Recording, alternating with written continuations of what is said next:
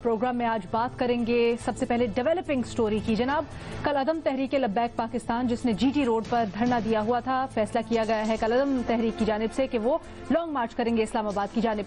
अब आपको याद होगा गुज़श्ता रोज प्रेस कॉन्फ्रेंस करते हुए वजीर दाखिला शेख रशीद साहब ने कहा था कि मामला तय पा गए हैं तकरीबन कल अदम तंजीम के साथ, और उन्होंने कहा था बल्कि बयान ये दिया था कि कल अदम तहरीक लब्बैक के तकरीबन तमाम मुतालबात पर हुकूमत को कोई तहफ़्फ़ुज़ात नहीं है, अलावा एक मुतालबे के जो फ्रांसीसी सिफारतकार को मुल्क बदर करने की बातें की जा रही हैं उस पर हुकूमत को तहफ़्फ़ुज़ात है, बाकी कोई एतराज़ नहीं है।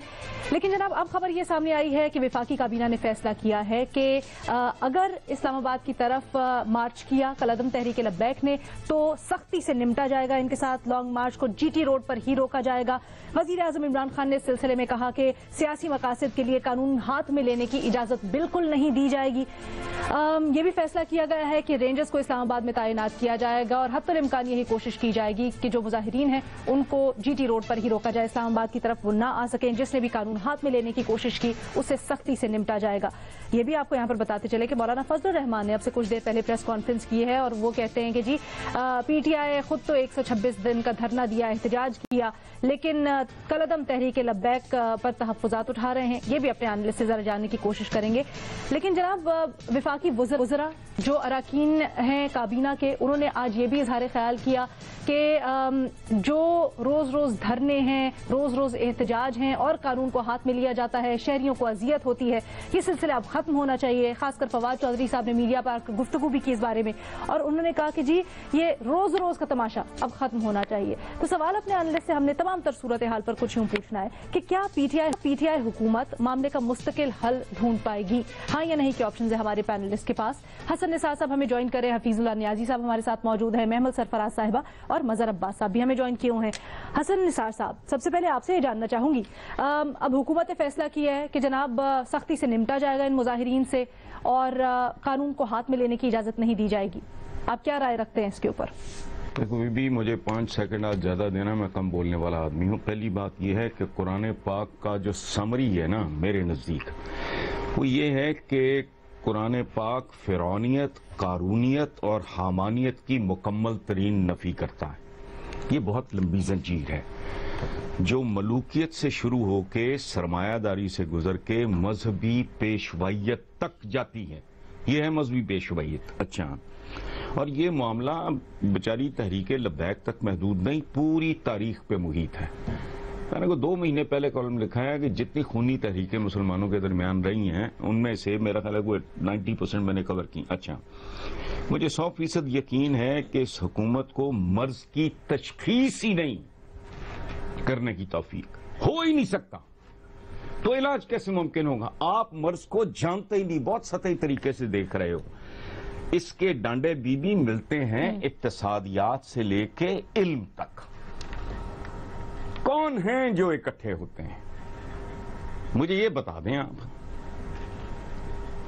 कौन लोग हैं जो रैली करते हैं? टाइम है किसी के पास? लेकिन यहां टाइम है, देखे हैं, पर ये लंबी कहानी है, ये आपकी 1400 साल तारीख है। ये तहरीक लब्बैक तो अभी जुमा 8 दिन, ये तो अभी रिसेंटली आए। ये कहानी बिल्कुल डिफरेंट है। जब तक आप कोर इश्यूज को एड्रेस नहीं करोगे ये सिलसिला चलेगा और ये चलता आ रहा है।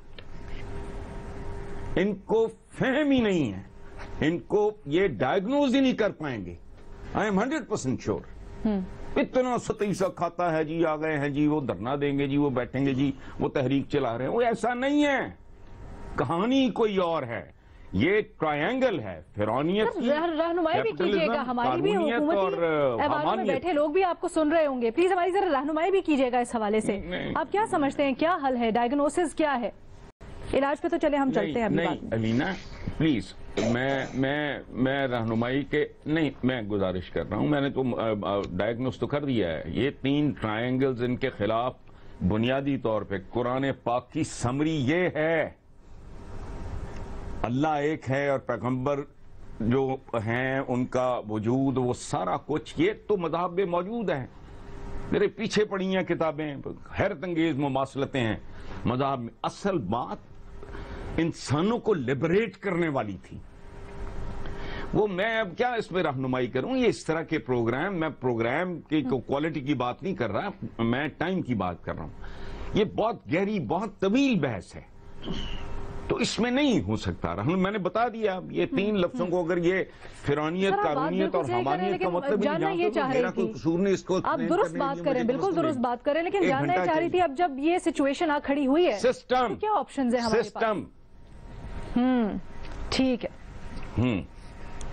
پہلی بات یہ ہے کہ پہلی بار نہیں کھڑی ہوئی، آپ کی پوری تاریخ ہے. میں 1400 سال کی تاریخ کی بات کر رہا ہوں. آپ سنو نا، خارجیوں سے شروع کرو. There are reasons. لوگوں کے پاس ککھ بھی نہیں ہے، دے کین بی ایکسپلائٹ. یہ رہبانیت ہے ساری. پریکٹیکلی اسلام جو اوریجنل جینوئن خوبصورت اسلام ہے، اس میں تو اس طرح کی چیزوں کی نہ گنجائش ہے نہ وجود ہے. اس طرح کے پروگرام میں نہیں احاطہ آپ کر سکتے. سر حکومت جو اب ایکشن لینے جا رہی ہے، درست فیصلہ ہے حکومت کا؟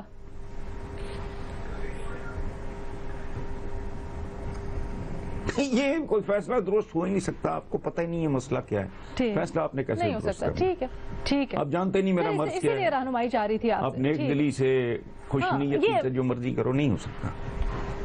جی میں عرض کر رہا ہوں، آپ بالکل درست کہہ رہے ہیں. اسلام کی تو چھوڑیں، آپ مسلمانوں کی تاریخ چھوڑیں. اور جو آپ علاج، آپ بالکل درست کہہ رہے ہیں.